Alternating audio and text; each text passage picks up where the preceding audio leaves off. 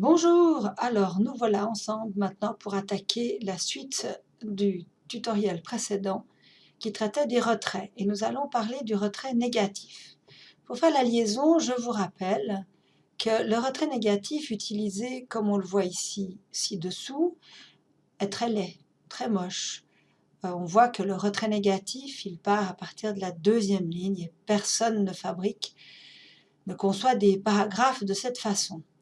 Par contre, si vous levez les yeux un petit peu en haut, dans la partie au-dessus de mon fractionnement, eh bien, un titre qui introduit un paragraphe avec un espace, en général représenté par un tabulateur, alors ça, c'est très courant.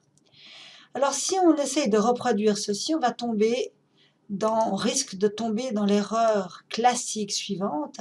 Les gens vont mettre un tabulateur. S'ils appuient simplement sur la touche Tab sans autre, eh bien, il y a dans la règle, de façon invisible, des petits taquets tous les X centimètres qui ne se voient pas, qui ne se déplacent pas. Mais enfin bon, on voit bien que ça a créé un petit espace quand même. Donc, ils se disent, c'est pas joli, j'aimerais avoir un petit peu plus de place. Donc, ils vont mettre un vrai tabulateur, comme je vous l'ai appris ou rafraîchi dans un tutoriel précédent. Donc, je vais poser, je ne sais pas, ça aussi toujours à mes fameux 3 centimètres. Le tabulateur s'aligne bien, cogne contre le début du texte.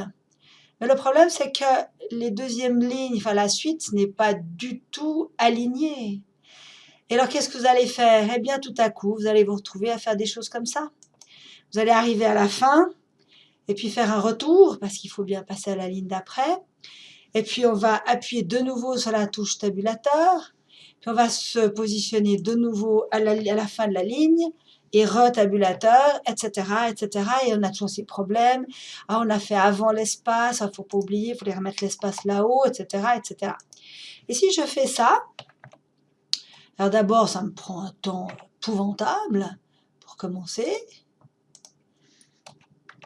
Et c'est très ennuyeux si je dois modifier. Si je vais apporter mon texte à mon chef, que celui-ci ajoute, retire certains mots. Bah, par exemple, je veux ajouter ceci ici. Je vais ajouter des X, par exemple. Voilà. Et ben, il n'y a plus rien d'aligné. Et je suis obligée de tout recommencer.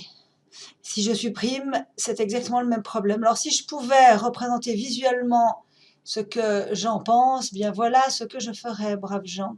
Je ferai un petit dessin, une petite forme dessinée, et je ferai ça comme ça, et puis je le mettrai en rouge. Alors, contour de forme, je mettrai ça en rouge, et je mettrai ça très épais. Surtout pas. Alors, comment est-ce que je dois faire? Et pourquoi déjà est-ce que la présence du tabulateur ne gère pas la deuxième ligne? Eh bien parce que c'est une des caractéristiques du tabulateur.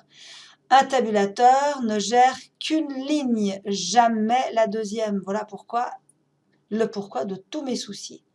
Alors en fait, je vais utiliser le retrait négatif. Je vous rappelle que celui-ci est ici, que c'est ce petit triangle dont la pointe est orientée vers le haut. Je vais le déplacer aussi à mes 3 centimètres. Et puis, je vais l'utiliser comme un tabulateur, c'est-à-dire que j'ai appuyé sur la touche tabulateur, cogné dessus, et là, que je le fasse après ou avant n'a pas grande importance, et bien là, c'est magique. Tout est aligné correctement, et si je supprime du texte, si j'en rajoute, aucun problème, tout est aligné. Donc oui, au retrait négatif, non au tabulateur dans ce cas-là. Parfois, on peut combiner avec un tabulateur tout de même. Voici un cas où j'ai en fin de compte deux alignements. J'ai le premier, Bill Gates, puis début sera là, je l'ai mis à 3 centimètres et à peu près à 5,5, j'ai le texte. Il ne faut pas le mettre dans le mauvais ordre. Alors, le premier symbole représente le départ de la première ligne, il n'y a pas de retrait. Le tabulateur correspond à début, ne gérera pas une deuxième ligne et suivante, je m'en fiche, j'en ai pas. Et puis, ce que je dois aligner est représenté par le tab négatif. Je vais vite vous le démontrer, je vais le reproduire. Donc ici, Bill Gates, et je vais mettre un tabulateur à 3. Alors tout ça, je peux le faire avant, après. Hein. Je vais... Ah non, mais c'est pas sur la bonne fenêtre que j'ai tapé mon tabulateur, c'est sur la règle ici de mon fractionnement. Et puis, je vais écrire, voilà, début, etc. Je vais amener le tabulateur spécial deuxième ligne, c'est ma façon de l'appeler, hein, le retrait négatif. Je vais l'appeler, je vais le poser aux alentours de 5,5. Je vais cogner dessus. Et puis ici, eh bien, je vais faire un blablabla. Alors, si vous faites blablabla, vous faites des espaces, hein, parce que sinon, Word ne comprendra pas ce que vous faites. Si on triche, il faut tricher avec art. Il faut tricher de façon à ce qu'on ait l'impression que c'est du vrai. Et je reprends ici ce que j'ai montré avant. Donc j'ai reproduit exactement la règle qu'il y a ici sur cette règle-là, en dessous. Hein. Et nous avons donc le retrait négatif qui gère la deuxième ligne et les suivantes, ainsi que la première. Enfin, j'ai cogné dessus comme un tabulateur. Le tabulateur qui gère juste ce petit mot-là. Et puis le début de la première ligne qui est géré par le retrait de la première ligne. Voilà, et on ne fait pas autrement.